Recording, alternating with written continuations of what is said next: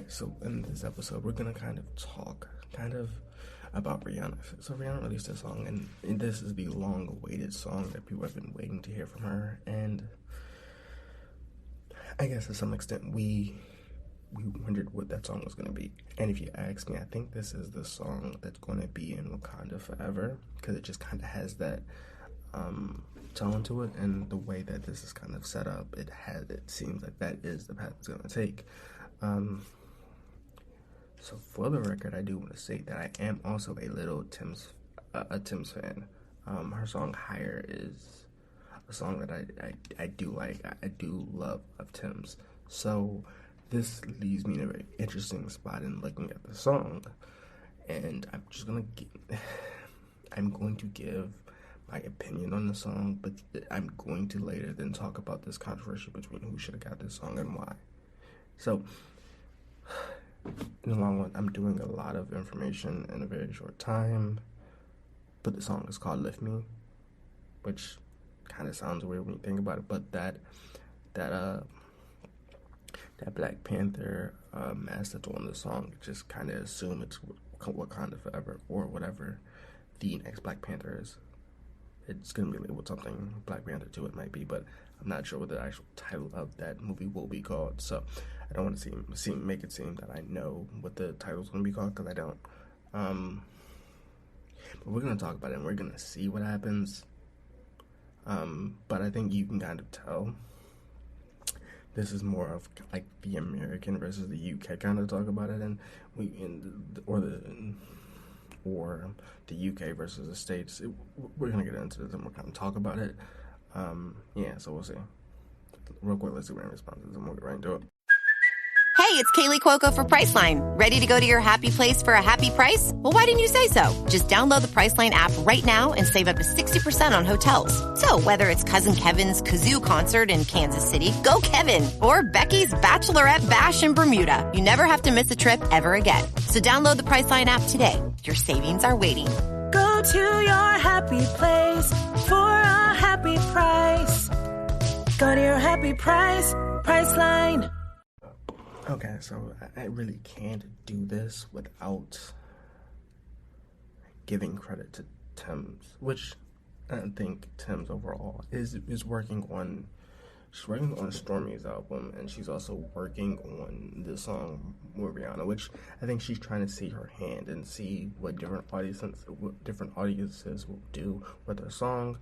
After Wait For It with Future and Drake did so well, but Higher I don't think is one of her best known songs, so I think she's just trying to see the audience and the perspective, because she is a songwriter. So this intro is that intro that you hear in normal songs of Thames, where you kind of hear this sound mellow her out or mellow her into the song, which Rihanna does, and it's not bad. I think it's not terrible, but I think it's that kind of standard that we expected from her. But there's also that way that people have been waiting to hear another album from Rihanna or another song from Rihanna for so long, that when they get this, they kind of have mixed emotions about it, which is understandable, because the lyrics are "lift me up, your arms hold me, keep me safe, keep me close," which overall this song just seems to be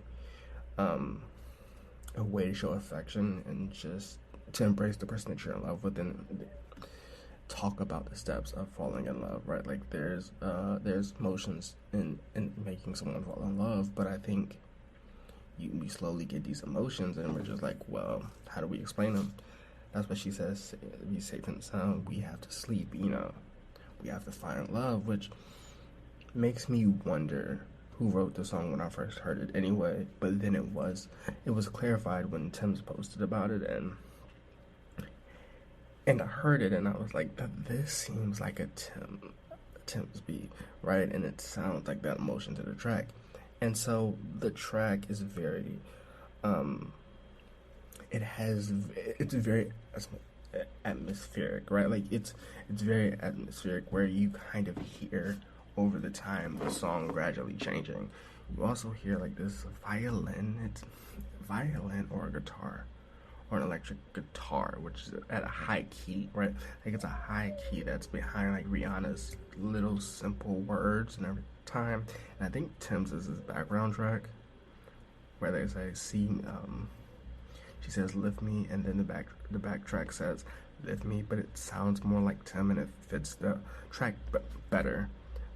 She says, "We need light, I need love," where I'm just trying to find love, which I think to some extent we get. And then she says, "Burning in a hopeless dream," which means that, which I think this could go many different ways, right? Like this could be, hey, I'm living in a dream and it's slowly going away. Like the vision of that dream is finally going away, which happens to some people in a dream. That's why they say dreams are the hardest to follow. But then this could also be me beating that goal and me burning it, so it's no longer a dream, right? And I sadly I didn't thought about it for a while because the verse before that is drowning in an endless sea, which when you're lost or dealing with something emotionally or dealing with just around and it's stressing you out, you end up seeing it like a sea in your dreams, which is why the endless sea just reminds me of like stress or something that is causing you to feel a certain way. Or in this case, it would be trying to find love. It's causing her so much stress that she's worried about falling in love or getting married at some point, right? Which is weird. Okay, so I'm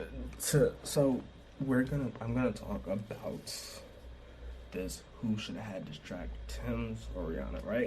And this is probably gonna be like the longest winded conversation we're going to have, right? Because it's basically Jamaica, the States, and the UK, and people are like, well, we waited.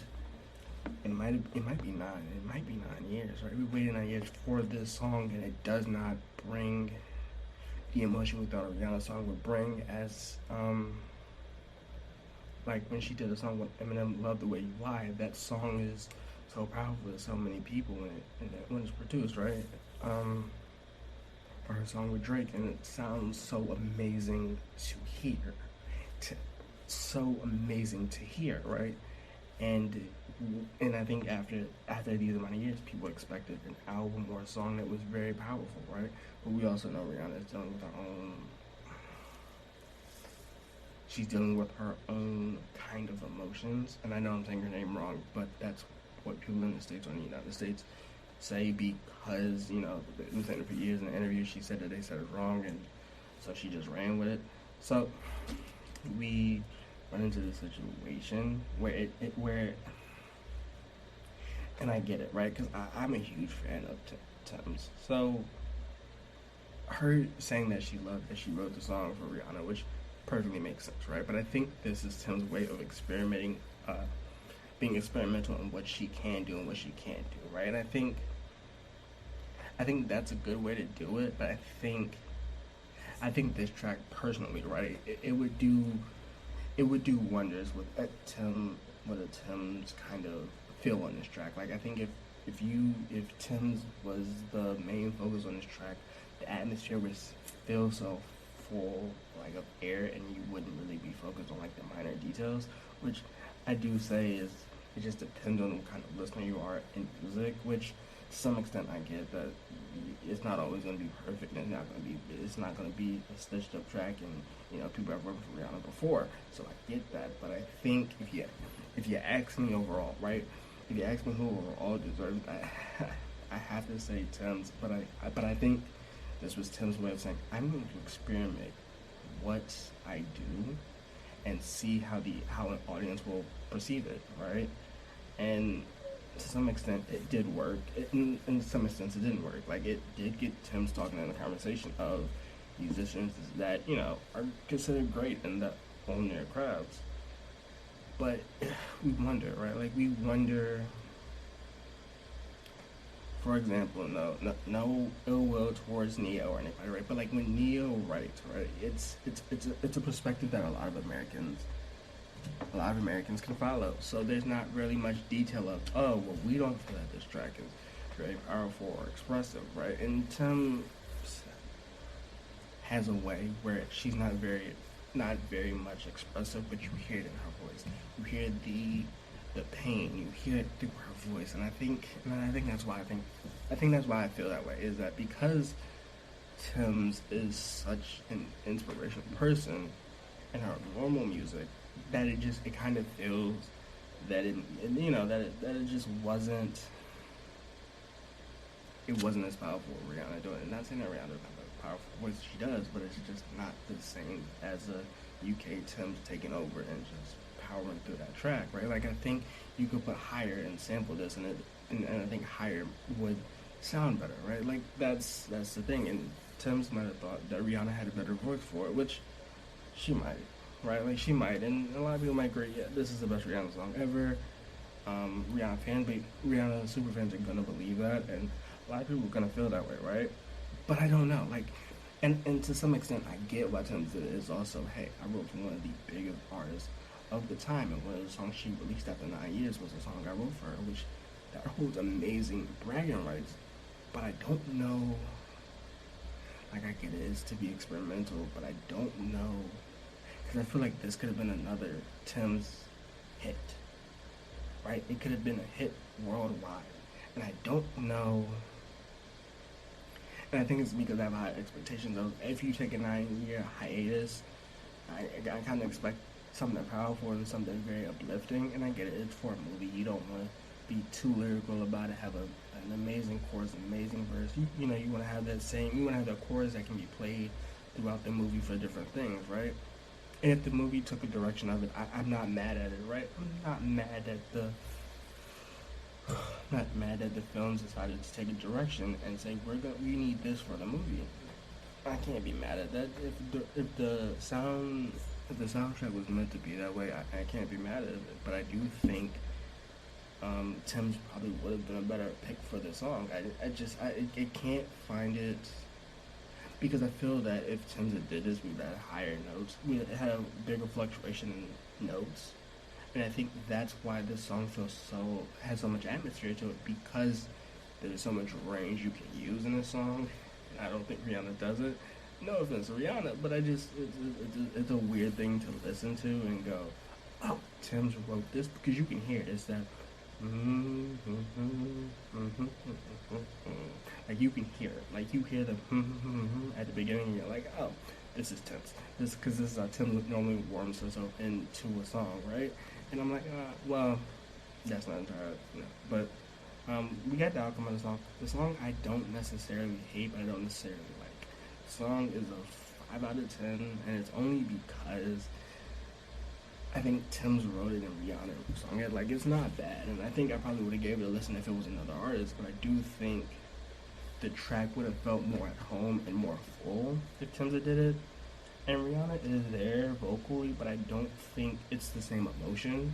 So that's the only reason why I'm giving Tim's the better version. And I don't hate it. Seriously, I don't hate the song. I just don't. It could always be better. I think the song could have been improved. And even if you had Rihanna as a backtrack, which they're gonna say, well, she has more status than Tim's, and their styles influence each other. Yeah, that's true, but.